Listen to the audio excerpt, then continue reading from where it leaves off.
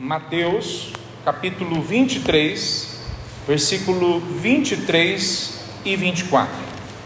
Esse é um texto bastante direto de Jesus, talvez alguns diriam bastante duro de Jesus, falando para as pessoas que talvez mais se pareceriam com a gente hoje, com aqueles que já conhecem a palavra de Deus, com os crentes. Alguns poderiam dizer, não, ele está dizendo para os fariseus, né? Os hipócritas. Bom, os fariseus do primeiro século faziam o que nós estamos fazendo neste momento. Eles iam para as sinagogas, abriam a palavra de Deus, liam e buscavam segui-la da melhor forma que eles conseguiam. Basicamente o que nós estamos tentando fazer aqui hoje. Então, Jesus está falando para esse grupo de pessoas que muitos se assemelham a nós. Mateus 23, 23 e 24. Que aflição os espera, mestres da lei e fariseus, hipócritas! Tenham cuidado de dar o dízimo da hortelã, do endro e do cominho, mas negligenciam os aspectos mais importantes da lei: justiça, misericórdia e fé. Sim, vocês deviam fazer estas coisas, mas sem se descuidar das mais importantes. Guias cegos, coam a água para não engolir um mosquito, mas engolem um camelo. Vamos orar? Senhor Deus, tua palavra mais uma vez escolhida, e nós queremos prestar atenção agora, Pai, em Ti. Revela, ó Pai, a nós a Tua vontade. Ilumina as nossas mentes para entendermos a Tua vontade, que foi lida agora na Tua palavra. Nos ajuda a caminhar pelos textos da Tua palavra. Nos ajuda, ó Pai, a colocarmos de lado as nossas considerações que não surgiram necessariamente da relação com o Teu Espírito e com a Tua palavra. Mas nos ajuda então a termos novas maneiras de olhar a nossa vida de acordo com aquilo que o Teu Espírito nos conduzir. Cuida de cada um de nós agora, coloca o Teu anjo aqui ao nos proteger e haja em cada um de nós aqui, em nome de Jesus. Amém. Poder sentar, meus irmãos. As pessoas confundem muito religiosidade com espiritualidade. Religiosidade, ou a prática da religiosidade, com exercício espiritual. E a gente vê de duas formas isso. A primeira é a mais comum, pelo menos mais comum para a gente criticar. É quando a gente olha para alguém e fala, ela só faz essas ações porque é religiosidade. Ela vai na igreja, ela dá dízimo, ela faz a devocional, porque é pura religiosidade. E aí a gente critica ela por causa desses rituais que ela faz parte. Ou a gente mesmo olha para nós e falamos, eu não quero ser uma pessoa religiosa. Se tornou uma coisa feia, quase que um pecado ser religioso. Realmente na palavra de Deus, essa palavra, na Bíblia, essa palavra religião, ela não é usada muitas vezes. No Novo Testamento, basicamente nós temos uma vez, que é em Tiago capítulo 1, versículo 27. Fala que a religião pura e verdadeira é cuidar dos órfãos e das viúvas e se afastar da imoralidade. Esse é o texto que fala a palavra religião. Todos os outros locais não usam-se essa palavra. A gente acostumou a usar ela por séculos, mas parece que nas últimas décadas ela virou um palavrão e a gente não usa mais a palavra religião ou religiosidade. No entanto, embora esse erro é muito comum na história, que é o que está acontecendo com os fariseus aqui, eles acham que a prática da religiosidade é naturalmente um exercício espiritual agradável a Deus. Não é. Não é. A exterioridade da religiosidade nunca agradou a Deus. Nunca. Não é agora que não agrada. Não foi quando Cristo veio que não agradou. Mesmo lá atrás na história, milênios atrás, nunca agradou. A gente pode ir o quanto mais para trás vocês quiserem. Caim oferece um sacrifício a Deus em Gênesis capítulo 4, versículo 1, e não é aceito. A religiosidade, como uma prática externa, nunca foi algo que Deus quis de nós, nunca. Mas no nosso tempo, nós começamos a cometer um pecado ou uma confusão que também não é nova, mas ela não era tão enfatizada no passado, que é pegar a espiritualidade e colocar a espiritualidade ou o exercício da espiritualidade como se fosse a prática da religiosidade. Quer dizer, eu não sei se você entendeu a troca que a gente tem feito nas últimas décadas. Antes, a gente falava, nós não queremos a religiosidade, nós queremos a verdadeira espiritualidade. Agora, nós estamos vendo as igrejas pegando a verdadeira espiritualidade e dizendo, isso é pura religiosidade. Quer dizer, nós pegamos o bebê, quando nasce, e lavamos ele na bacia, e nós jogamos a água fora. Mas agora o que nós estamos fazendo é que nós estamos jogando a água com o bebê fora. Quer dizer, nós não só lavamos o bebê, nós jogamos ele fora junto com a água. É óbvio que a gente tem que deixar a religiosidade vazia de lado, mas jogar a espiritualidade fora, dizendo que ela é religiosidade, isso é outro erro que não só nós cometemos com muita facilidade no nosso tempo, mas que os fariseus também cometiam no tempo dele. Veja, quando a gente faz isso, a jogar essa espiritualidade fora, a gente começa a pegar a Bíblia e tratar a Bíblia como uma verdade, não tão verdade assim. Ela precisa ser atualizada, para ela se encaixar na minha vontade, nos meus desejos, na minha individualidade, na minha percepção da realidade. A gente pega a igreja e ela deixa de ser a Assembleia dos Santos, para a igreja agora se tornar só uma experiência em si mesmada, que eu sou a igreja e eu saio por aí fazendo o que eu quero em nome de Deus, dizendo que eu sou.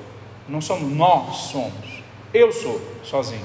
A gente pega todo esse instrumento, toda essa realidade que é apresentada na palavra de Deus, como pregação da palavra, projetos missionários, uma vida devocional, e a gente diz que quem faz isso aí são pessoas exageradas, descompensadas, pessoas ultrapassadas, pessoas que só leem a Bíblia de forma literal, mas nunca conseguem entender de verdade a verdadeira espiritualidade, que é só para os avançados na fé, que é só para os iniciados, é só para quem tem acesso a algum guru espiritual que não está normalmente nas igrejas locais, ele está em algum ambiente aí na nuvem, né? Não aqui na igreja local, nunca, né? Veja, esse é parte do problema dos fariseus aqui. Os fariseus, Jesus critica eles em várias coisas, se você ler o capítulo todo. Mas uma das coisas que Jesus fala aqui é que eles davam o dízimo até de coisas que não era esperado que eles dessem o dízimo. Eles dão o dízimo das hortaliças, do tempero que eles têm na casa deles, quer dizer, que eles plantam ali na casa deles. Não era pedido isso no Antigo Testamento, que eles dessem dízimo dessas coisas, mas eles querem ser mais criteriosos que a própria palavra de Deus. Como um certo pastor, dia desses, ou meses atrás, na verdade anos atrás, eu ouvi falando que nós temos que olhar para a prostituta do outro lado da rua e achar que ela é nossa irmã. Achar não, entender que ela é nossa irmã, porque assim nós mostramos o amor de Cristo. Então ele conseguiu mostrar o amor de Cristo de uma forma mais intensa e verdadeira do que o próprio Cristo Jesus, que falou que as prostitutas e os pecadores sim têm acesso ao reino de Deus, mas têm que se arrepender e sair de seus pecados. Veja, quando Jesus conversa com eles aqui, ou fala para eles nesse momento, fala para eles, olha, o dízimo está certo. Poucos momentos na palavra de Deus, no Novo Testamento, Jesus elogia, ou pelo menos no contexto fica um elogio à ação dos fariseus. Poucos momentos. Esse é um deles. O dízimo está certo, vocês deviam continuar fazendo isso, é a frase de Jesus, mas sem deixar aquelas coisas de fora. Quais são aquelas coisas que não podem ser deixadas de fora? Segundo Jesus, são as coisas mais importantes da lei. Quais são essas coisas que são mais importantes da lei? Justiça, misericórdia e fé. Bom, aí alguns chegam e falam para nós, e nós vamos conversar um pouco mais sobre isso mais na frente, que esse texto ainda é Antigo Testamento, porque afinal de contas, Jesus não morreu, não ressuscitou, o Espírito ainda não veio sobre a igreja. Interessante essa lógica, Porque se então esse texto do Antigo Testamento não se aplica a nós, então nós, igreja, não precisamos exercer nem a justiça, nem a misericórdia e nem a fé. Então nós podemos matar, roubar e destruir. É isso que nós podemos fazer então? Nós podemos alinhar o nosso comportamento ao de Satanás, porque a lei de Deus não é mais válida no Novo Testamento? É isso? Será que a palavra de Deus propõe? E se Jesus coloca então o dízimo junto com essas coisas mais importantes da fé, será que nós podemos separá-la? Aí começa a angústia de muitos que não querem entregar, que não querem se entregar, não querem se doar. Como diz um pastor, ninguém deu de verdade. Quem só deu do seu, mas ainda não deu de si, quem ainda não se entregou de verdade. Jesus critica eles, e ao falar para eles, vocês falam da seguinte forma: vocês são tão cegos, tão míopes, vocês enxergam tão pouco a realidade, que vocês pegam um mosquito que não pode ser comido. No Antigo Testamento, em Levítico, é dito isso, que alguns insetos se poderiam comer. Por exemplo, João Batista comia gafanhoto. Alguns insetos podiam comer. Eu já comi escorpião na China, não sei se eles podiam, acho que não. Alguns amigos meus comiam outros insetos na China, esquisitos, os judeus não podiam comer. Mosquitos, certamente eles não podiam, e também eu acho que para nós não seria muito bom. Bom, eles coavam a água, para que não corresse o risco de engolir mesmo um mosquitinho pequeno. Sabe quando você está correndo e entra um mosquitinho? Lógico, nunca aconteceu com você, mas aconteceu comigo. Sabe quando você bebe uma água e depois você percebe que ela não estava tão limpa quanto você gostaria? Eles não queriam passar por isso. Então eles coavam a água que dá para você ver o que está dentro da coavam, para não correr o risco de ter um mosquitinho. Mas engoliam um camelo. Lógico que Jesus está usando de uma metáfora, uma analogia, uma imagem para trazer a incoerência deles à tona. Qual que é a incoerência deles? Aquilo que é pequeno, que é diminuto na lei, certamente eles não podiam comer um mosquito, mas vocês fazem com um rigor que chega a soar ridículo, chega a soar por piada. Mas aquilo que é realmente evidente, quer dizer, você pode tomar um mosquito dentro do copo d'água e ninguém perceber, nem mesmo você perceber. Mas ninguém comeria um camelo sem perceber. Foi sem querer. Como que se come um camelo sem querer? Esse é o nível de ridículo que os fariseus passavam, se postavam diante das pessoas. Nós também temos as nossas formas de seguirmos só parte da palavra de Deus e desrespeitarmos outras, mesmo que isso possa soar ridículo para as pessoas lá fora, ou mesmo para nós aqui dentro. Então a gente não precisa criticar os fariseus tão rápido, porque nós temos também as nossas formas de fazermos isso. Nós vamos ver algumas dessas formas depois, mas antes da gente entrar propriamente mais nesse tema, eu queria entrar num tema que está em volta desse tema do dízimo, que é o tema sobre a lei de Deus. Grande parte do problema é que nós colocamos a lei de Deus de lado. Nós dizemos que a lei de Deus ela não é mais válida. Agora estamos na época da graça e não mais na época da lei. Nós interpretamos então que o Antigo Testamento todo ele não é válido para nós. Talvez em termos de nos apontar certos caminhos que vão se cumprir no Novo Testamento, dar algumas historinhas para a gente contar para as crianças, alguns princípios para a gente aplicar nos negócios, mas não de verdade válido para nós. E aí nós erramos completamente, creio eu, porque no Novo Testamento a palavra de Deus, o Antigo Testamento, é repetida e enfatizada todas as vezes que nós vemos Cristo falando, os apóstolos falando, a igreja sendo ensinada. Porque a palavra de Deus para a igreja do primeiro século era o Antigo Testamento. Eu ia trazer uma imagem, mas eu preferi não sei se ela ia ficar clara ali, de as maneiras e as formas e as quantidades de vezes que a palavra de Deus se conecta do Antigo para o Novo Testamento. Quando você desenha um gráfico sobre isso, sabe quando quem trabalha com um gráfico ou já trabalhou, viu, sabe que se você vai colocando os dados ali, sabe, um ponto encontra outro, outro ponto encontra outro, você vai formando um padrão. quando a gente vê a forma como a palavra de Deus cita a si mesmo, se cumpre em si mesmo, se repete a si mesmo, essas linhas de repetição são tão intensas que quase que a gente vê um quadro sendo pintado só pelas conexões entre Antigo e Novo, textos do Novo com o Novo de novo, textos do Antigo com o Antigo de novo, e ele sendo citado e citado e citado várias vezes. Ou seja, um texto que foi escrito em mais de 1000 anos, por pelo menos 40 escritores diferentes, de locais e culturas diferentes, se repetem exaustivamente de Gênesis ao Apocalipse. Mas vem alguém e fala para nós que o Antigo Testamento todinho não vale mais para a igreja. Até do ponto de vista lógico, não faz sentido. Essa é uma das formas como a gente engole o camelo e tenta coar o mosquito.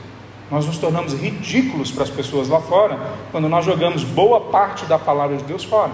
Como um rapaz, um senhor na verdade, que uma vez na comunidade japonesa onde eu pastoreava, foi abordado pelo pastor que estava comigo, e o pastor abriu em João, prática comum nossa, vamos evangelizar uma pessoa a partir de João, e a pessoa parou ele e falou: e o que a gente vai fazer em todo o resto aqui? A gente vai pular tudo isso aqui para chegar em João? E o meu amigo teve que começar em Gênesis, explicar todo o Antigo Testamento por meses, para poder chegar até João. Quer dizer, um não crente ensinou o meu amigo a evangelizar de verdade, a explicar a palavra de Deus de verdade. João capítulo 1, versículo 16, um desses textos que fala sobre a palavra de Deus, e nós nem olhamos para ele, porque achamos que ele está dizendo outra coisa. Olha o que o texto diz: de sua plenitude todos nós recebemos graça sobre graça. Quer dizer, como que normalmente a igreja entende? Que nós recebemos muita graça, uma abundante graça, cada vez mais graça, um tantão de graça, igual a criança que vai pede para o pai para pegar balinha, e o papai deixa ela pegar uma balinha, ela vai lá, pega a mão cheia, né?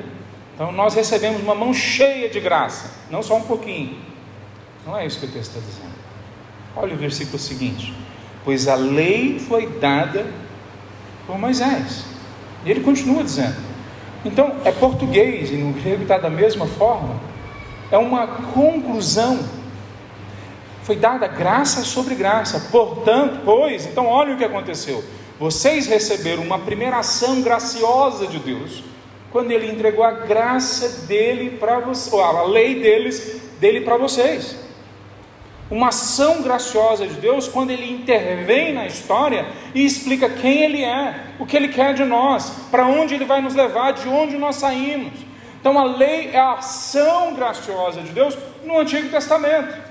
Mas agora essa graça ainda vem numa plenitude ainda maior, porque ela vem através da palavra encarnada, que é Cristo Jesus.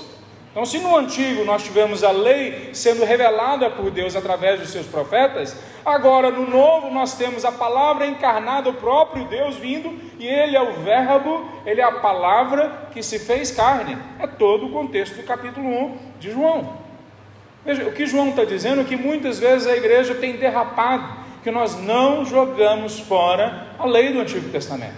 Há sim um ingrediente, mais de um, mas esse importantíssimo, que é novo no Novo Testamento.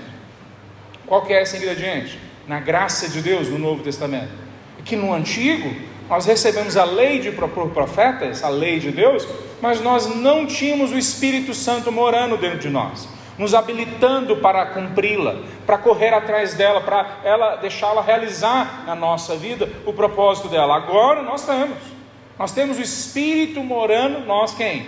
Aqueles que já entregaram as suas vidas a Cristo. Romanos capítulo 8, versículo 9, diz que aquele que tem o Espírito de Deus, pertence então ao Espírito de Deus. No próprio livro de João, no capítulo 1, versículo 12, um pouquinho antes de onde nós lemos, diz que todos o que receberam, Ele deu o direito de se tornarem filhos de Deus.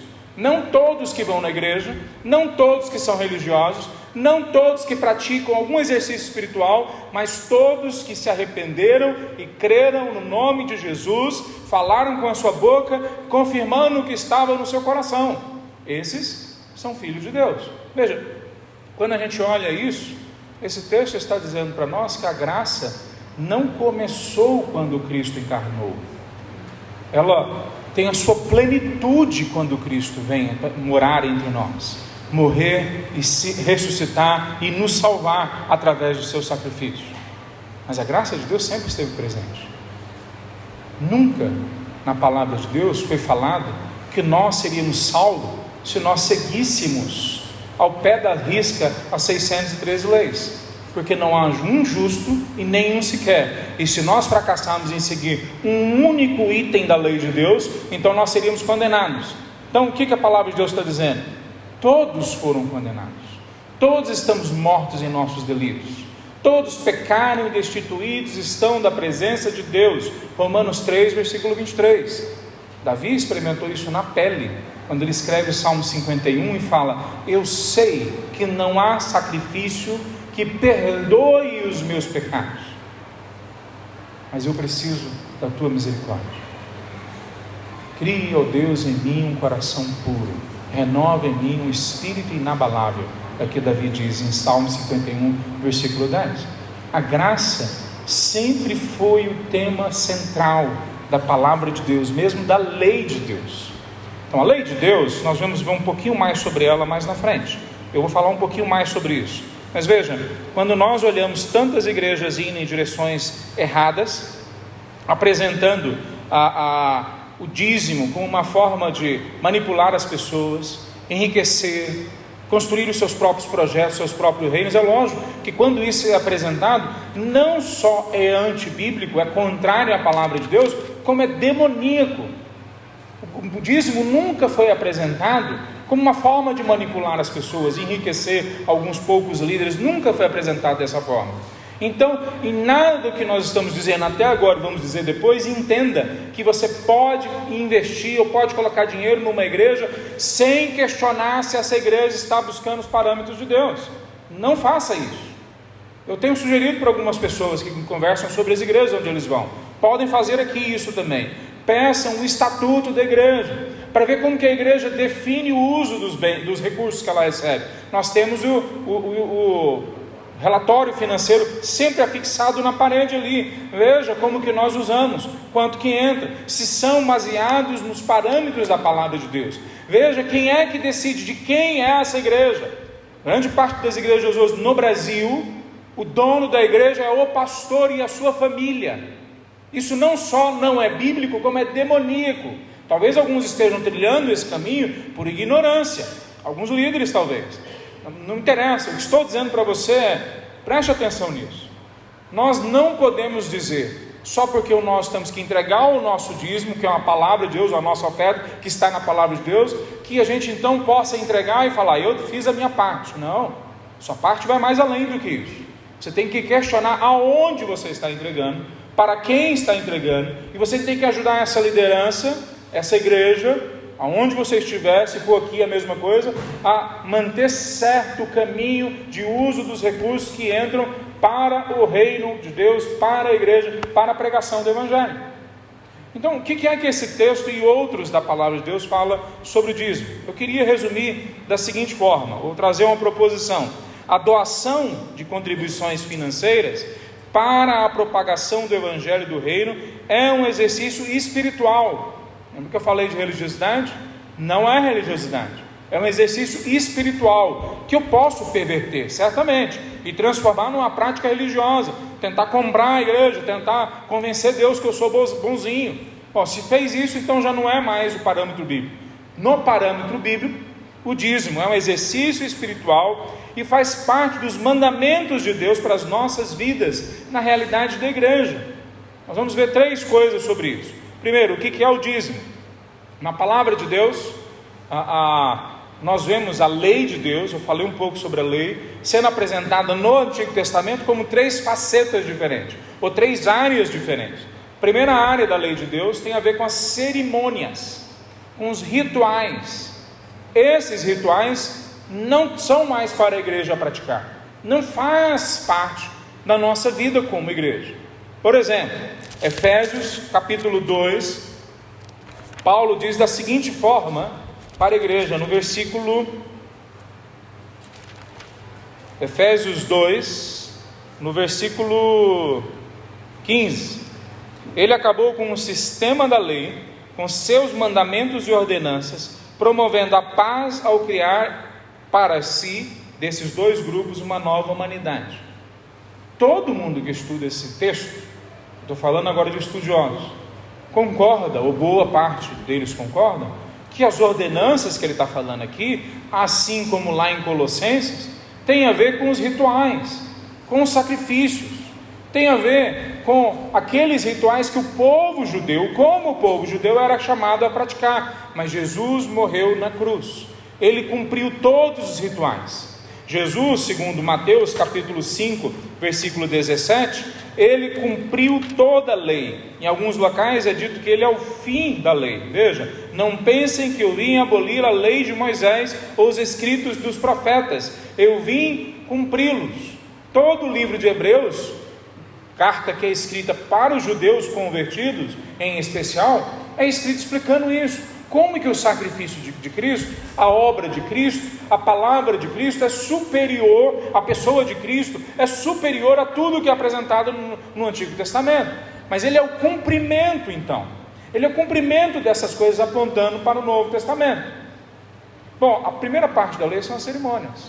A segunda parte da lei tem a ver com a lei que eu estou chamando aqui para facilitar de estatal, que incluía as coisas do Estado judaico. Como eles tinham que se comportar como povo, a lei que regia o dia a dia. Os nossos advogados hoje, Mateus, a Carla, sabe que nós precisamos das leis para a gente poder reger o dia a dia das pessoas. Então tinha essa parte da lei que era para o povo de Israel. Também não se aplica a nós não somos o povo judeu, nós não estamos naquele momento da história onde tinha uma outra forma de Deus se relacionar com o seu povo, então não se aplica a nós. A terceira parte da lei é a parte moral da lei. Então a parte moral da lei, ela nunca deixou de ser vigente. A parte moral da lei é onde está a justiça, a fé e a misericórdia. A parte moral da lei são os 10 mandamentos: não roube, não mate, não minta, não traia. Tudo isso está nos 10 mandamentos. Ela não deixou de existir, ela continua presente e vigente para nós. Bom, o dízimo, ao que tudo indica na prática no Novo Testamento, faz parte dessa parte da lei moral de Deus. Nós temos um grupo de pessoas que sempre foram sustentadas no Antigo Testamento pela a estrutura judaica que foi criada, primeiro o templo, depois as sinagogas, e no Novo Testamento agora a igreja, que ela sustenta os seus líderes desde o começo, mas ela faz mais coisas. Veja, quando nós olhamos o texto de Hebreus capítulo 5, vamos dar uma olhada nesse texto. Hebreus capítulo 5, versículo 3. Hebreus 8, versículo 5. Diz o seguinte: o serviço sacerdotal que eles realizam é apenas uma representação, uma sombra das coisas celestiais. Pois quando Moisés se preparava para construir o tabernáculo, Deus o advertiu: cuide para que tudo seja feito de acordo com o modelo que eu lhe mostrarei aqui no monte. Bom, qual que é essa sombra das coisas celestiais? O sacrifício de Cristo na cruz. O templo que foi feito lá atrás era tudo sombra de algo que viria. Mas quando nós vemos no Novo Testamento, algumas coisas continuam. Os pastores ainda são sustentados pela igreja, os líderes ainda são colocados à frente da igreja, igrejas ainda são organizadas como assembleias, que é o que significa a palavra eclesia que nós colocamos como igreja. É o mesmo significado da palavra sinagoga, que era como os judeus se reuniam antes de Cristo vir e continuam até hoje, logo depois que eles voltaram do exílio, que não tinha mais o templo. Veja, essa assembleia, esse entregar dízimos e ofertas na igreja local, sustentar pastores, missionários, tudo isso continua no Novo Testamento.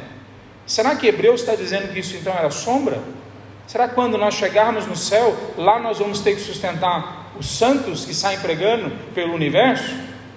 Chegamos no céu, agora nós vamos mandar um novo missionário para a próxima constelação mais próxima da Terra. Nenhum ser humano foi lá. Então nós vamos pagar um pastor convertido, obviamente, porque está no céu, né? Mas agora santificado, com um corpo glorificado. Não sei como é que ele vai viajar pelas estrelas. Eu chuto que seria com naves espaciais bem modernas, né? Não sei como é que vai ser. Mas olha como é ridículo a gente achar, no meu ponto de vista, que essa parte da lei do Antigo Testamento era só sombra do que viria no Novo Testamento, sendo que ela continua sendo aplicada no Novo Testamento e ela não se diz respeito a nada referente a depois da volta de Cristo Jesus. Mas vamos continuar um pouquinho mais. Esse texto todo mostra para nós que quando nós olhamos a lei, ela é válida hoje, mas existe essa grande diferença, que o Espírito está dentro dos nossos corações, agindo em nós para nós cumprirmos. Mas será que existe base bíblica para falarmos isso? Filipenses 2, versículo 13, Paulo fala com todas as palavras o que é ou como que o Espírito age em nossas vidas para cumprirmos a lei de Deus. Ele diz assim, Filipenses 2,13: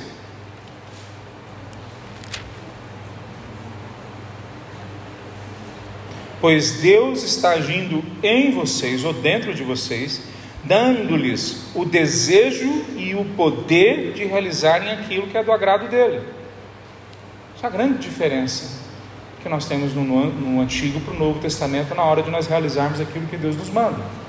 Veja, quando nós falamos de dízimos, nós normalmente vemos pastores se referindo a Malaquias capítulo 3. Eu creio que todos talvez já ouviram falar sobre Malaquias capítulo 3, que é lido e relido nas igrejas muitas vezes, afirmando coisas que não são bíblicas, empurrando exageros. Veja, o que é lido normalmente é o versículo 10: tragam todos os seus dízimos aos depósitos do templo, para que haja provisão em minha casa.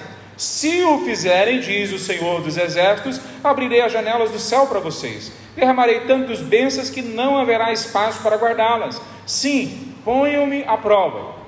E aí o texto todo está falando sobre dízimo, as pessoas já pegam e falam, está vendo, isso é do Antigo Testamento. Por quê?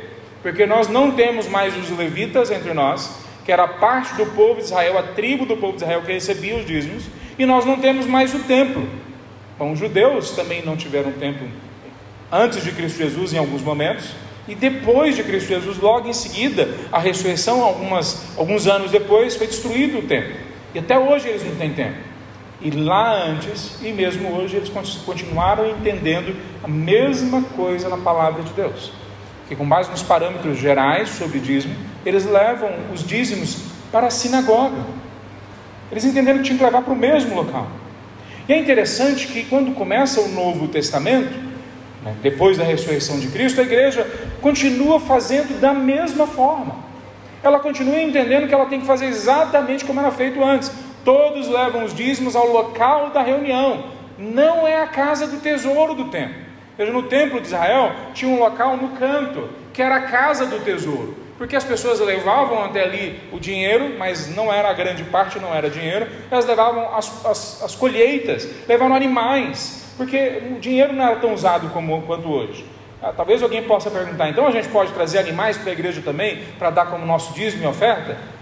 Pode, teoricamente pode. Faz sentido? Não faz sentido. Vai ter mais trabalho você trazer isso e depois a gente vender ou doar isso aí de outra forma. Então hoje o sistema mudou na economia, no jeito que nós lidarmos lá fora, mas basicamente lá atrás eles tinham o mesmo sistema de receber dentro do local do templo, e depois isso se tornou nas sinagogas, que é o mesmo local onde os judeus fazem até hoje.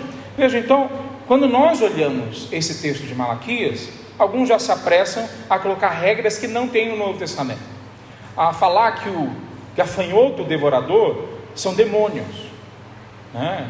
Vai vir aí tem um monte de gafanhoto aqui, cada um diferente. Não é isso que está falando. O que o texto está dizendo é literalmente que vão vir gafanhotos, assim como eles já estão experimentando, no momento de crise. Eles estão sob o Império Persa, e além de estar sob o Império Persa, que já é condenação de Deus, ou Deus pesando a mão na vida deles, eles estão vendo as suas colheitas sendo devastadas, e Deus intervém através de um profeta e fala: por que isso está acontecendo?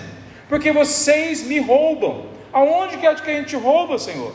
Vocês me roubam nos dízimos e nas ofertas. A palavra dízimo em hebraico, que é a língua que é escrita no Antigo Testamento, Maaser, ou alguma coisa assim, a pronúncia, refere-se a 10% do que nós recebemos, 10% do que nós temos. Vocês me roubam, não porque vocês não me dão, vocês me roubam porque vocês tomam o que é meu.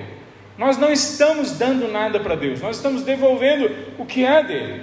Mas veja, essas duas palavras sempre caminham juntas, dízimos e ofertas. A segunda palavra, ofertas, daká ou tzedaká, ela significa justiça, normalmente interpretada como justiça social. Era a palavra que era usada para se referir que tudo aquilo que chegava à casa de Deus, eles usavam para 3 propósitos: o sustento daqueles líderes que estavam ali no povo de Deus, os levitas, os sacerdotes. Segunda coisa, para o cuidado de pobres e viúvas, órfãos, muitas vezes estrangeiros, talvez hoje seriam os nossos refugiados.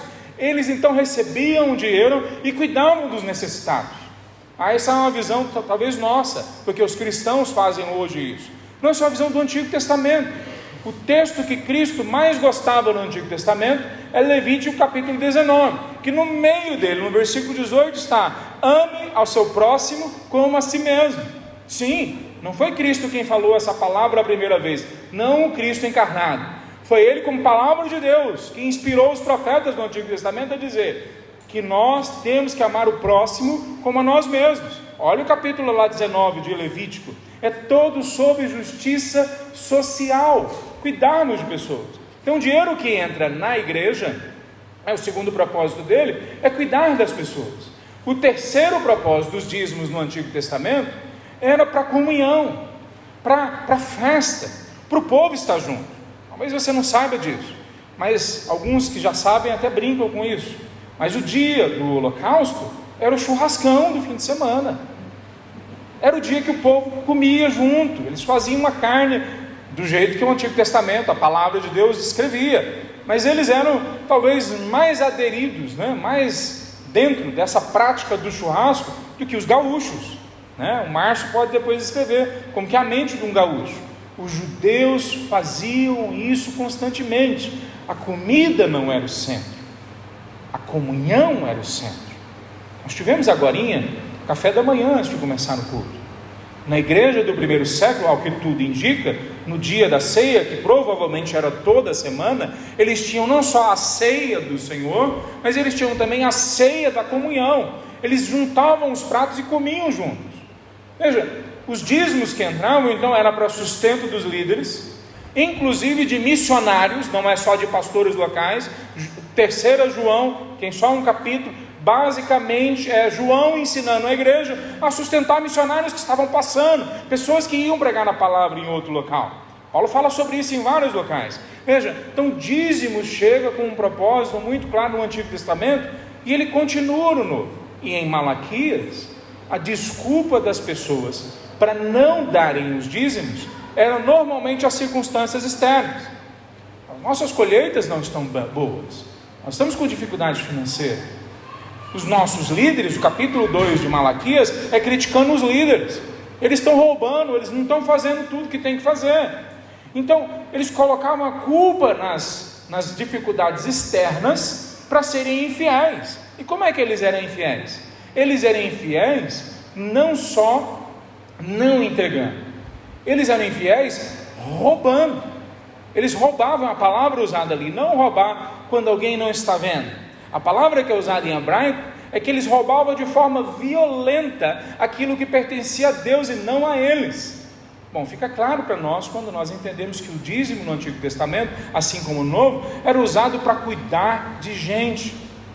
Então, quando nós deixamos de cuidar de gente, Deus interpreta isso como um fracasso na nossa justiça, no nosso amor, na nossa espiritualidade.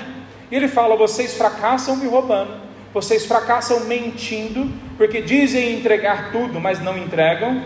No Novo Testamento nós temos o exemplo de Ananias e Safira no capítulo 5.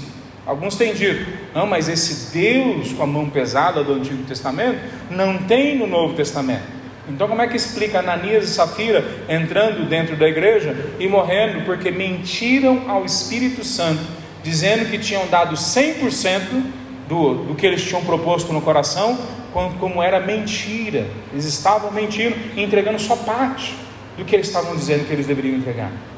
Eles não precisavam ter entregado, mas eles falaram mentindo. Por quê? Talvez para ganhar a atenção das pessoas, talvez para se mostrarem como religiosos, talvez para enganarem os outros, fazendo eles pensarem, os outros, que eles eram espirituais. A gente não sabe por quê ou quais motivações eles tinham. A gente sabe que em Malaquias, essas pessoas são duramente criticadas por Deus. Os mesmos motivos do Antigo Testamento são os motivos que nós vemos no Novo Testamento. Os mesmos. Nós não damos porque o nosso salário baixou lá embaixo. Nós não damos porque nós estamos com dificuldade financeira. Nós não damos porque nós não acreditamos na igreja ou no pastor aonde nós estamos. E aí a gente vai acreditando em um bom conjunto de mentiras que falamos para nós mesmos e achamos que elas são novas. Elas estão lá milênios atrás. Deus está tratando com Malaquias, através de Malaquias, o povo de Israel. Mas veja, não só eles erraram na mesma forma como nós erramos, ou nós erramos da mesma forma como eles erraram, mas a promessa que há para eles lá no Antigo Testamento é a mesma promessa que tem para nós, ou ela pelo menos vai na mesma direção. Qual que é a promessa? Malaquias, nós lemos o capítulo 3, versículo 10, mas veja o versículo 12, olha o que ele diz no versículo 12: então todas as nações o chamarão de abençoados, pois sua terra será cheia de alegria, diz o Senhor dos Exércitos. Então quando? Ele falou no versículo 10, ele termina dizendo, no versículo 10, façam prova de mim, que eu abrirei as janelas do céu para vocês. Ah, mas essa promessa está lá no Antigo Testamento, tem a ver com a gente no Novo Testamento? 2 Coríntios capítulo 9, 2 Coríntios 8 e 9, ele fala sobre as ofertas que nós damos, e olha a forma como ele fala dessas mesmas bênçãos, quando nós somos fiéis a Deus. 2 Coríntios 9, versículo 8: Deus é capaz de lhes conceder todo tipo de bênçãos, para que em todo tempo vocês tenham tudo o que precisam e muito mais ainda, como para repartir com os outros. Como dizem as Escrituras: compartilha generosamente com os necessitados, seus atos de justiça serão lembrados para sempre. O mesmo tipo de promessa vai no mesmo tipo de direção. Há diferenças? Há diferenças. O povo do Antigo Testamento interpretavam essas bênçãos normalmente como questões só financeiras. No Novo Testamento nós sabemos que em Cristo, com a graça que vem do Evangelho, nós entendemos que é muito além de bênçãos financeiras. Muito além em dois sentidos. No primeiro sentido é que Deus pode sim, muitas vezes Ele dá bênçãos financeiras para nós, hoje nesse tempo, mas além também no sentido que mesmo que Ele não dê, as coisas que Ele nos dá são muito mais valiosas hoje e percebidas por nós como valiosas, porque Ele nos dá da presença do Espírito, do poder do Espírito, da ação do Espírito, como não tinha no Antigo Testamento. Então, se você quiser fazer um teste disso, visite uma igreja de ricos e pergunte para as pessoas o quanto elas são felizes com a riqueza delas, e vai numa favela, numa igreja na favela, e pergunte sobre a alegria deles lá.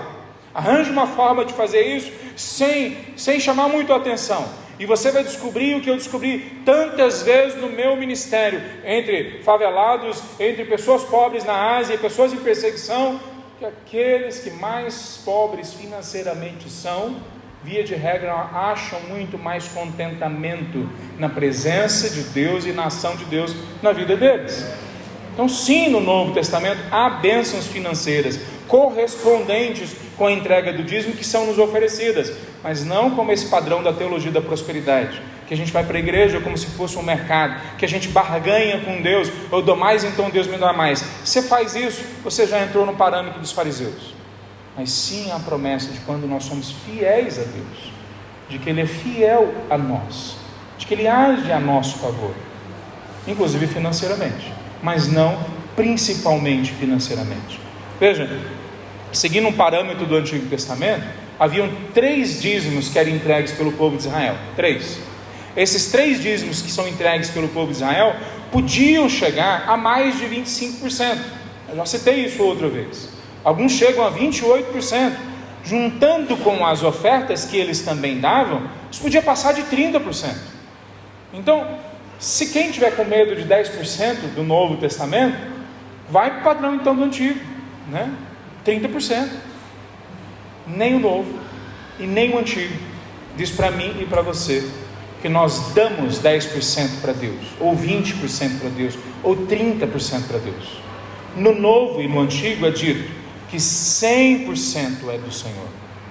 Do Senhor é os céus e a terra e tudo que neles há. Tudo é dele.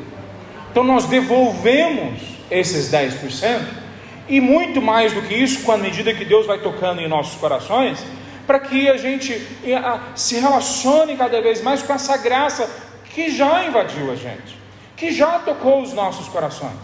Veja, por que no Novo Testamento não é tratado em vários locais sobre dízimos e ofertas? Ou sobre dízimos, melhor dizendo, porque ofertas tem muito mais texto. Provavelmente porque isso é um assunto comum do povo. Por exemplo, em 2 Coríntios 8 e 9, Paulo não trata de dízimos, não trata, ele trata de ofertas. Ele está levantando ofertas para pessoas pobres de outros locais. Ele quer levar, especialmente para o pessoal da Judéia, das igrejas da Macedônia e da Acaia, igrejas que não eram ricas. E ele está falando, eu vou passar por aí. Ele já tinha falado no capítulo 16 de 1 Coríntios, e ele fala, eu vou passar por aí. Então preparem dominicalmente, quer dizer, constantemente, até eu chegar aí. Preparem proporcionalmente, cada um dê aquilo que Deus colocar no seu coração, e generosamente, com alegria, entendam que isso tem que vir de dentro da ação do Espírito Santo de Deus. Então há 3 parâmetros que são colocados ali: constância, proporcionalidade e generosidade, que vem junto com alegria. Esses 3 parâmetros para as ofertas, eles continuam válidos no Novo Testamento. Eles são os mesmos parâmetros para as ofertas do Antigo Testamento, os mesmos. Mas agora entenda o seguinte: constância, proporcionalidade e generosidade são exatamente os parâmetros do dízimo do Antigo Testamento. Deus nunca nos pediu para dar muito para Ele. Deus sempre nos pediu para dar tudo para Ele. Agora, o que Deus colocou para nós, e nós vamos ver isso mais embaixo, é que Ele colocou para nós fazermos parte daquilo que Ele está construindo. Mas Ele não faz isso só empurrando a gente uma lei, especialmente hoje. Ele faz isso nos dando o Espírito e criando em nossos corações alegria de dar. A alegria do Senhor é a nossa força, é o que é dito para nós na palavra. É dito mais do que isso. É dito para nós que o Senhor se alegra daqueles que dão. Deus ama aqueles que dão com alegria. Tudo isso faz parte da ação de Deus em nossos corações. Então, se ainda não há alegria no seu coração para dar, para devolver, para pagar aquilo que não é seu, a primeira coisa que você tem que fazer é correr para a presença de Deus. E não correr para seguir uma regra, não é isso. Correr para a presença de Deus e clamar a Ele para mudar isso no seu coração. Veja, eu queria passar rapidamente em alguns textos do Antigo Testamento. Gênesis capítulo 4, versículo 1, na sequência, nós vemos Caim e Abel entregando ofertas a Deus. Caim entrega algumas coisas da plantação que ele está tomando conta. E Deus não aceita a oferta dele. Abel, é dito que ele entrega do melhor do seu rebanho, e do melhor do seu rebanho ele entrega a melhor parte, que é a carne com gordura. Não é dito para a gente muito claramente por que Deus não aceita a oferta de Caim, mas aceita de Abel. Mas 2 coisas ficam claras para nós: que tanto a pessoa que está entregando a oferta, quanto aquilo que ela entrega são importantes. Tanto o coração daquele que entrega, quanto aquilo que ele entrega é importante. Em 2 Samuel, nós vemos no capítulo 24, Davi tendo uma experiência com o julgamento de Deus que vem sobre ele e sobre o povo, por causa do pecado dele, Davi. Então, em algum momento, Deus para o anjo da morte, que está matando, naquele momento, se eu não me engano, mais de 70 mil pessoas já haviam morrido, e naquele local que Deus para, Davi corre até lá por ordem do anjo, para fazer um sacrifício a Deus,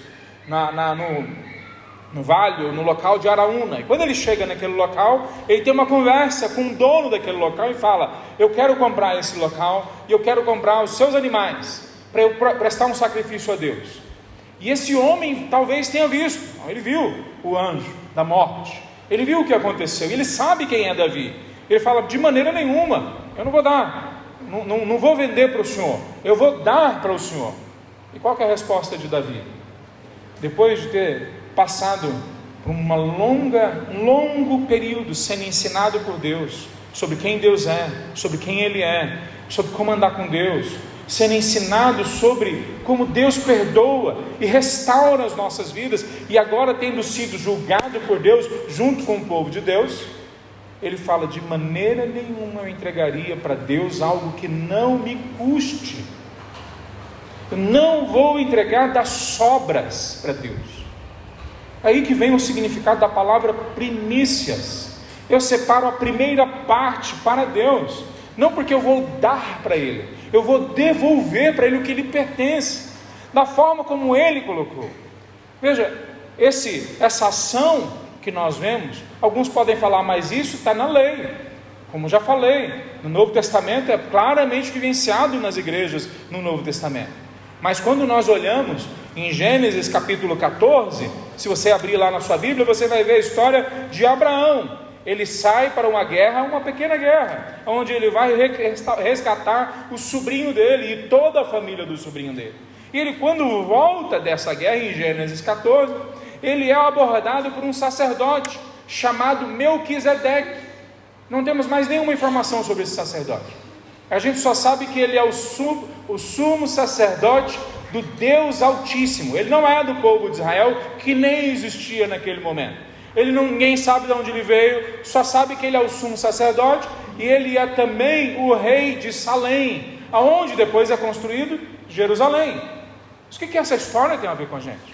Essa história tem a ver com a gente porque depois em Hebreus capítulo 7, lá no Novo Testamento, é dito para nós, lá em Hebreus 7, que aquele texto mostrava para nós que Abraão tinha no seu próprio corpo a representação de toda a tribo de Levi que recebia os dízimos. E fala: Abraão, representando todo o povo de Israel, entrega os dízimos e as ofertas para Melquisedeque. E Jesus, segundo Hebreus capítulo 6, versículo 20, diz: Jesus já entrou ali por nós, Ele se tornou o nosso eterno sumo sacerdote, segundo a ordem de Melquisedeque. Aí no versículo 1 do capítulo 7, esse Melquisedeque era rei de Salém e também sacerdote do Deus Altíssimo. Então é tudo falado que eles entregam em Jesus agora da mesma ordem que Melquisedeque.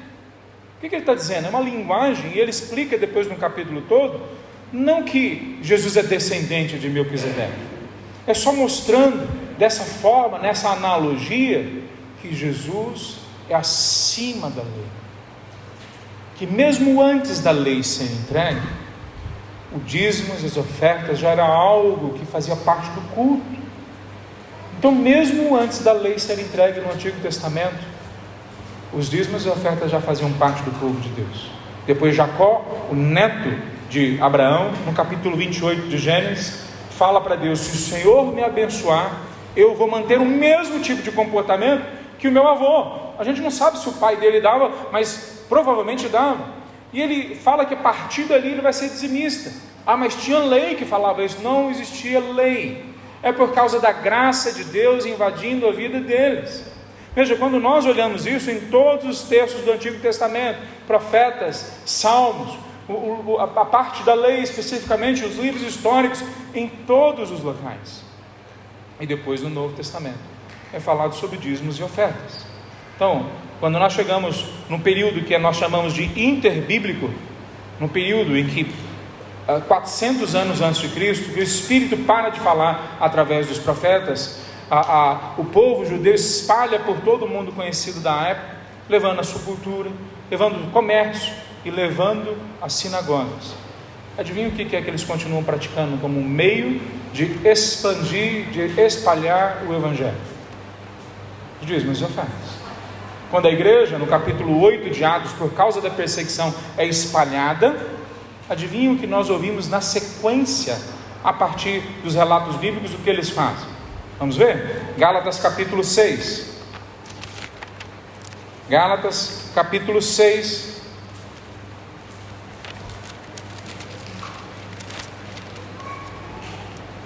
No versículo 10. Desculpa, versículo 6. Aqueles que recebem ensino da palavra devem repartir com seus mestres todas as coisas. Aí no versículo 10, do capítulo 6 de Gálatas: por isso, sempre que tivermos a oportunidade, façamos o bem a todos, especialmente aos da família da fé. Depois Paulo fala em 1 Timóteo, capítulo 5, 1 Timóteo, capítulo 5, versículo 17. Os presbíteros que fazem bem o seu trabalho devem receber honra redobrada, especialmente os que se dedicam arduamente à pregação e ao ensino da palavra. O mesmo parâmetro que tinha no Antigo Testamento continua no Novo. O dinheiro era entregue, os dízimos eram entregues na igreja, para sustento dos pastores e dos pregadores do Evangelho, que inclui os missionários, como está lá na terceira carta de João. Veja, toda essa ação que temos no Antigo Testamento, nós temos no Novo Testamento. Tinha muito mais coisas para falar, mas eu vou pular já para a gente falar as duas últimas partes. Segunda parte, então, é como é que o dízimo tem que ser praticado. A gente já falou que o dízimo tem que ser praticado da mesma forma como era no Antigo Testamento. E o parâmetro é de proporção, generosidade e constância. Não só o dízimo, mas as ofertas têm que ser praticadas da mesma forma. Mas há uma diferença aqui. Mesmo no Antigo Testamento, os dízimos eram entregues na sinagoga ou eram entregues no templo. Mas as ofertas eram estimuladas a serem entregues para todos que tivessem necessidade, em volta de você. Então isso continua no Novo Testamento. Em Atos capítulo 6, os apóstolos falam para a igreja: coloquem diáconos, e os diáconos vão receber as ajudas, as ofertas, para ajudar as viúvas. Depois em Tiago 1, 27, que eu já citei, é dito para nós que a verdadeira religião é cuidar dos órfãos e das viúvas nas suas necessidades. Nada disso foi inventado no Novo Testamento, já vinha do Antigo Testamento.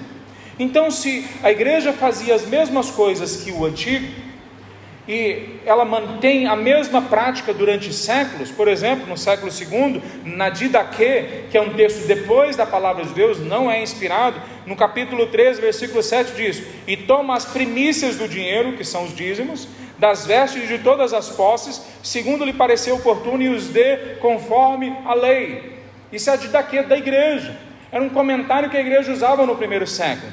Nós vemos depois pessoas como Tertuliano, que era um dos líderes no segundo século da igreja, falando: temos uma espécie de caixa, seus rendimentos não provêm de cotas fixas, como se com isso pudesse um preço à religião, senão em alimentar ou enterrar aos pobres, ou ajudar aos meninos e meninas que perderam seus pais e seus bens, ou os anciãos confinados em suas casas, aos náufragos, aos que trabalham nas minas, aos desterrados nas ilhas ou prisões ou nos cárceres. Isso no segundo século. Então, durante os séculos, a igreja sempre interpretou que o parâmetro do Antigo continua no Novo Testamento. Então, ele parece como o dízimo do Antigo Testamento, ele é praticado como o dízimo do Antigo Testamento, ele é comandado pela igreja durante os séculos como o dízimo, como no Antigo Testamento, mas hoje, 2000 anos depois, nós chegamos e dizemos: mas isso aí não chama mais dízimo, isso aí chama agora, no Novo Testamento, oferta. Isso é arbitrário. Não chamar de dízimo o que a Bíblia chama de dízimo. Não estabelecer que no Novo Testamento dízimo é igual ao do Antigo Testamento. Bom, como é que ele funciona? Como é que ele era praticado? Em Hebreus capítulo 10, versículo 25, é dito para nós que nós não devemos nos afastar da reunião, da assembleia do povo de Deus. A palavra ali em Hebreus capítulo 10, 25, é a palavra sinagoga, ou pelo menos a raiz é a mesma. Ele está escrevendo para judeus, e ele está dizendo: a assembleia, quando ela se reúne, é o local importante onde nós temos que ir.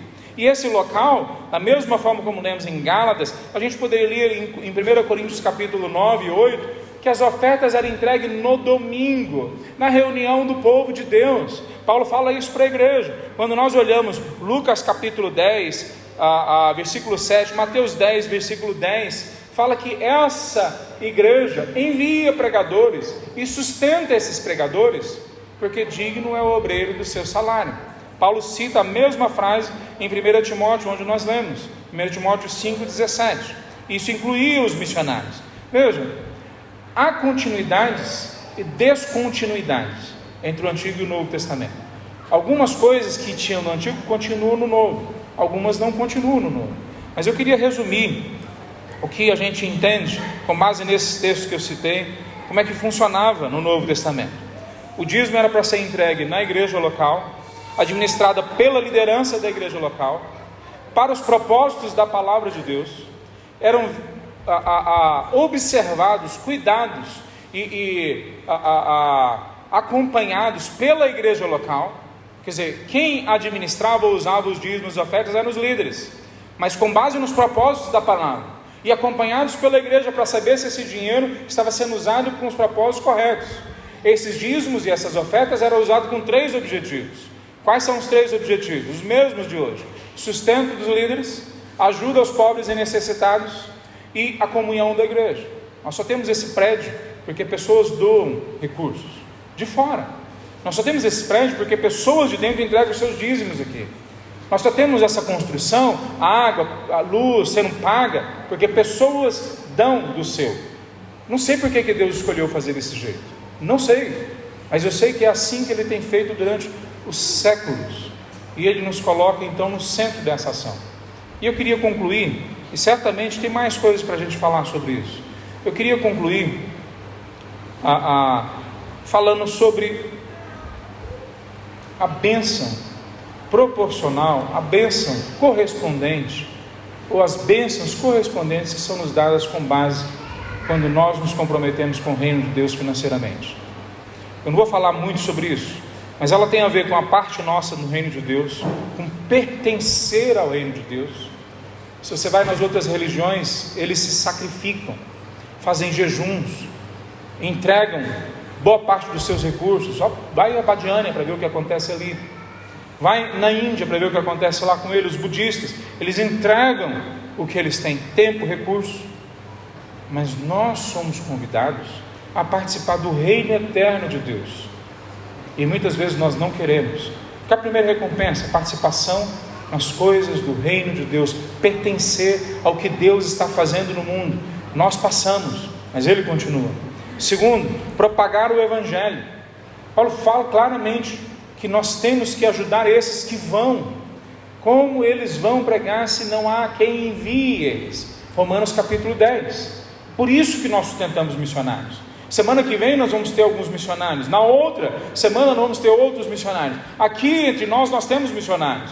Eles não são anjos, eles precisam de comida para viver, eles precisam de comprar fralda para os filhos. Então eles separam a vida dele para isso. Mas vamos checar então se eles são certos, se eles são coerentes. Vamos fazer isso, temos que fazer isso. Nós temos 4 pastores hoje aqui nessa igreja. 2 pastores recebem uma oferta, os outros 2 não recebem nada da igreja, porque a igreja não tem condições. Então nós não pagamos um salário para as pessoas que estão liderando essa igreja, por exemplo, a custo de outras coisas. Os dízimos não são a parte mais importante da fé. A justiça, a misericórdia e a fé são mais importantes do que o dízimo. Então a gente não pode deturpar isso. O dízimo é importante, mas ele está dentro de uma escala de prioridades, ele está dentro de um contexto, e esse contexto são as recompensas que Deus dá. Veja o que o Spurgeon diz para nós, mais de 150 anos atrás. Muito foi dito sobre dar um décimo, o dízimo, do ingresso ao Senhor, a linguagem dele, né? Sou do parecer que se trata de um dever cristão, que ninguém deveria questionar nem por um instante. Se se tratava de um dever sob a lei judaica, é agora um dever muito maior sob a dispensação cristã. Mas é um grande erro supor que o judeu dava o dízimo somente. O judeu dava muito mais que isso. O dízimo era o pagamento que devia realizar, mas depois disso vinham todas as ofertas voluntárias, todas as várias doações em diversas épocas do ano, de tal forma que talvez ele dava 1/3, ou certamente algo muito mais aproximado a isso, do que o dízimo. E é estranho que em nosso tempo, os seguidores dos ídolos, como os hindus, também dê essa proporção de seus ingressos, envergonhando assim totalmente a falta de liberalidade que muitos professam serem seguidores de Jesus Cristo.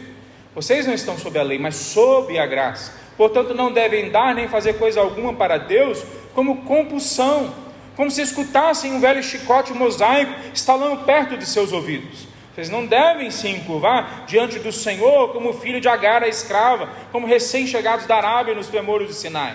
Vocês têm de avançar alegremente como alguém que veio do Sião, como filho da promessa, como Isaac, como o nome significa riso, alegrantes, porque vocês são capacitados, favorecidos, privilegiados, para fazer tudo por quem os amou até a morte. Aquele que dá com alegria é um que dá de todo o coração. E há uma maneira de dar de todo o coração, especialmente quando a oferta é a de seu tempo ou de seu serviço. A oferta sempre foi entendida não só como financeira, mas como os nossos dons, nossos talentos, nossas expertises. Nós temos empresários dentro da igreja que estão com problemas. Talvez você tenha uma expertise para ajudar, um know-how, um jeito de ajudar. Nós temos mães e pais que precisam de ajuda. Nós precisamos de pedreiros, nós precisamos de administradores. O reino de Deus, na sua amplitude, missões, projetos sociais, precisam de pessoas apoiando. Há várias ofertas que nós podemos dar. Mas na palavra de Deus, especialmente no Novo Testamento, quando é esclarecido, é dito para nós que nós damos como uma resposta graciosa, ou da graça de Deus em nossos corações. Então, se não há alegria em seu coração, então busque primeiro de Deus que Ele encha o seu coração de alegria. Mas veja, cuidado, porque os homens lá que Malaquias está falando para eles, falam que o contexto externo era o motivo deles não darem ofertas e dízimos. Cuidado para não fazer a mesma coisa, porque sobre a vida deles havia o julgamento de Deus na vida deles, havia maldição na vida deles. E o que Deus quer para nós hoje é que a gente pratique o exercício espiritual de aprendermos a dar. Há sim um local para dar, o dízimo, é a igreja local, são os líderes da igreja local que coordenam isso.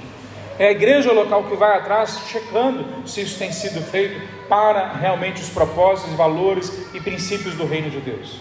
Mas existe muito mais que Deus quer fazer para nós: pertencer ao reino dele, entender essa resposta gratuita, essa generosidade que ele cria em nossos corações. Se você não tem isso, clame a Deus para Ele dar isso no seu coração, porque não tem como eu explicar para você, não tem como eu explicar para você ver no rosto de uma pessoa que nunca ouviu o Evangelho, ouvir pela primeira vez.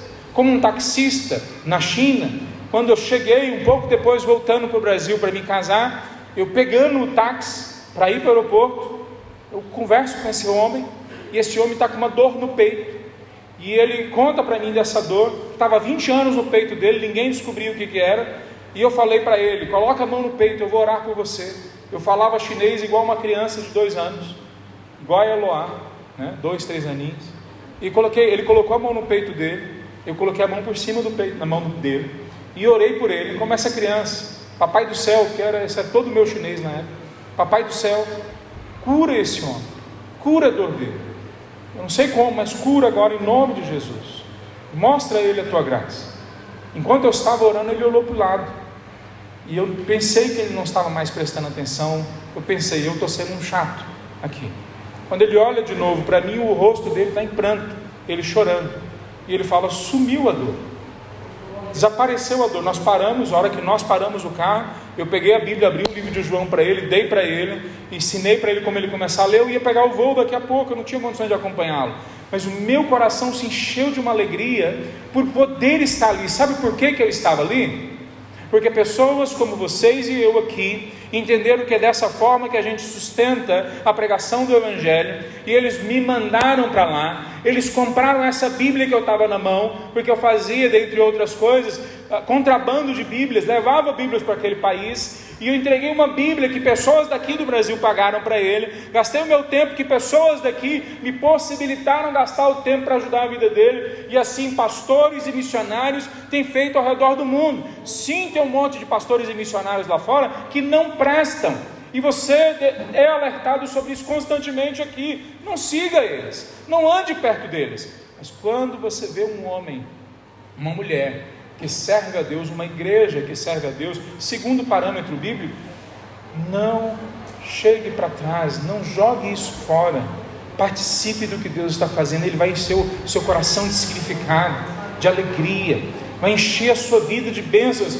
E possivelmente, porque eu não sei os planos de Deus para a sua vida, Ele inclusive vai te dar bênçãos materiais, porque há promessas que tudo que nós fizermos, Ele vai fazer prosperar, não do jeito do mundo necessariamente, mas Ele vai trazer para nós um contentamento que vai ser muito maior do que o mundo pode oferecer para nós. Então, como que eu queria concluir essa palavra? Talvez alguns possam dizer: pastor, essa palavra tinha que ser dada na escola bíblica, para a gente poder fazer perguntas, para a gente poder questionar. É verdade, há homens e mulheres muito mais inteligentes do que eu, que possivelmente discordam de mim. Então, primeira coisa, corra para a palavra de Deus. Por exemplo, que homens e mulheres durante os séculos têm mostrado acerca de dízimos e ofertas, e crie uma boa consciência diante de Deus, que a sua prática de dízimos e ofertas corresponde com o que a palavra de Deus fala. Crie isso. Não fique esperando que eu traga todas as respostas para vocês. Então, segunda coisa que eu quero fazer para você: se comprometa com seus bens e com toda a sua vida a honrar a Deus. Se comprometa com o que você tem, não com 10%, com 100%. Do seu tempo, do seu dinheiro, da sua capacidade na universidade, da pós-graduação, dos contatos que você tem. Se comprometa que isso tudo seja usado para a glória de Deus. Coloque no centro, entesoure o jeito como Deus resolveu pregar o Evangelho, através da sua igreja, local prioritário do discipulado, através de homens e mulheres que Ele seleciona e prepara para guiar a igreja, através de cada um dos membros da igreja que Ele dá dons e ministérios. Segunda coisa, ou terceira coisa para concluir: ajude a sua igreja.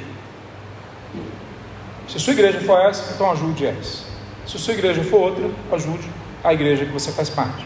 Ajude a sua igreja a, primeiro, cumprir com aquilo que a palavra de Deus manda ela fazer. Só falar da nossa igreja, que é a mesma realidade da grande parte das igrejas. Se todos fossem fiéis, com base naquilo que Deus faz na vida deles, nós teríamos mais do que o suficiente, não só para fazer tudo o que nós precisamos fazer. E eu não estou falando de prédio, embora isso faça parte, nós precisamos estar aqui dentro, mas nós teríamos dinheiro para fazer tudo. Uma conta foi feita nos Estados Unidos, que se só as igrejas americanas entregassem o dízimo, esquece as ofertas, só o dízimo, quer dizer, os membros entregassem para as igrejas, e as igrejas de fato usassem o dinheiro nos parâmetros bíblicos, não haveria pobre no mundo. Você consegue entender isso?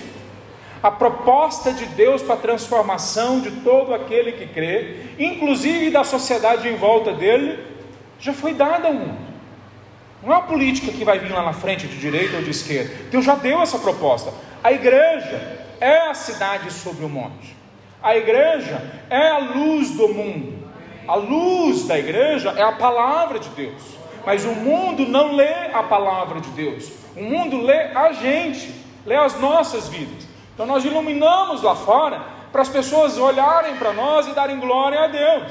Então ajude a sua igreja, dando aquilo que não é para dar, aquilo que é para devolver, aquilo que é a sua responsabilidade. Ajude a sua igreja também a estabelecer com clareza quais são as prioridades. Nós não vamos acertar em tudo, nós, os pastores e líderes.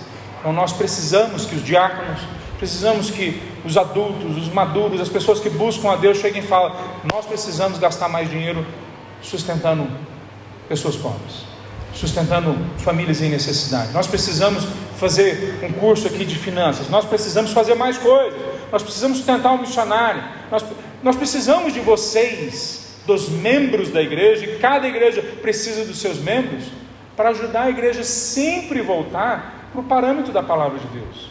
Eu ouvi um rabino falar essa semana, ontem na verdade, e eu fiquei impactado com a palavra daquele rabino. Eu até fiquei me perguntando se ele não era um rabino messiânico, que acredita em Jesus. ele falando com uma doçura, com uma tranquilidade, em como a palavra de Deus, desde o Antigo Testamento, ensina para nós o exercício espiritual da generosidade, através dos dízimos e das ofertas. E ele mostra na frente da sinagoga os locais onde eles dão ofertas. Um local é para não deixar o azeite apagar. Ele explicou desse jeito. Era uma metáfora para falar da pregação da palavra de Deus. Então quem não quer deixar a palavra de Deus parar de ser pregada, oferta naquele local. No local do lado era para aqueles que queriam ajudar alguém com empréstimos sem juros. Porque se você precisa de dinheiro, mas você acha que você pode pagar depois, mas se você for no banco, os juros vão ser muito altos. Então naquela sinagoga tinha um local que quem quisesse emprestar sem juros, colocava ali, a sinagoga tinha então condições de emprestar para quem precisava. No outro local era para projetos sociais. No outro local era para ajudar as pessoas a saírem da necessidade de dinheiro, para poderem abrir os seus negócios, a melhorarem a sua carreira de alguma forma. Eu fiquei impactado porque eles entenderam claramente mensagem pregada durante os milênios, que muitas vezes hoje a igreja ainda fica derrapando, e as pessoas ficam falando, não, eu mesmo vou coordenar o meu dízimo, eu é que vou fazer uso e vou abençoar pessoas, eu é que sei como faz. E desde antes da fundação do mundo, Cristo morreu pela igreja. A proposta de Deus foi para a igreja. Então, se a proposta dele é para a igreja, vamos valorizar a igreja que Deus nos deu. E cuidar para que ele nos guie todos a fazermos aquilo que ele tem para nós. Queridos, vamos orar? Eu queria que você se colocasse diante de Deus agora, que você buscasse a Deus. Vocês que nos visitam, que não são da Calvário, ou talvez até nem sejam de alguma igreja, entendam que a palavra de Deus é muito séria com a nossa entrega, principalmente e acima de tudo, porque a palavra de Deus está focada em alcançar vidas. Há famílias que foram restauradas aqui, há pessoas que estão sendo restauradas agora, e há um sem número de pessoas aqui em volta da gente, nesse bairro, nessa cidade, nesse estado, que precisam da gente, precisam não só de uma igreja local, mas das igrejas se unirem e fazerem o evangelho aquilo que tem que ser feito, através da pregação, através do cuidado de pobres, de órfãos e necessitados. Então eu queria que você colocasse a sua vida agora diante de Deus. Fala, Senhor, o que falta que eu tenho que entender? Que alegria é essa que eu ainda não senti de dar? E se você já sente a alegria, coloca diante de Deus e clama, Senhor, expande mais ainda o meu contentamento, entrega para mim ainda mais a resposta para essas coisas que eu tenho feito. Não me deixe cair no desânimo, nem interpretar errado a tua palavra. Vamos orar? Santo Deus, que a verdadeira espiritualidade seja vivenciada em nossas vidas, ó Pai. Que o Senhor nos ajude a interpretar, ó Deus, a tua palavra corretamente nesse aspecto das finanças, que a gente possa dar, doar, devolver tudo aquilo que pertence à descrição que a tua palavra tem sobre dízimos e ofertas, ao cuidado com pessoas, à pregação do evangelho, ao cuidado com a igreja. Nos ajuda, Pai, a termos isso com clareza, mas acima de tudo, Pai, nos ajuda a entendermos as bênçãos que provêm daí, o pertencimento ao teu reino, o fazer parte do que o Senhor está fazendo no mundo, essa alegria e essa força que vem de estarmos andando contigo. Ó Deus, usa a cada um de nós e age na vida de cada um de nós. Em nome de Jesus que nós oramos. Amém.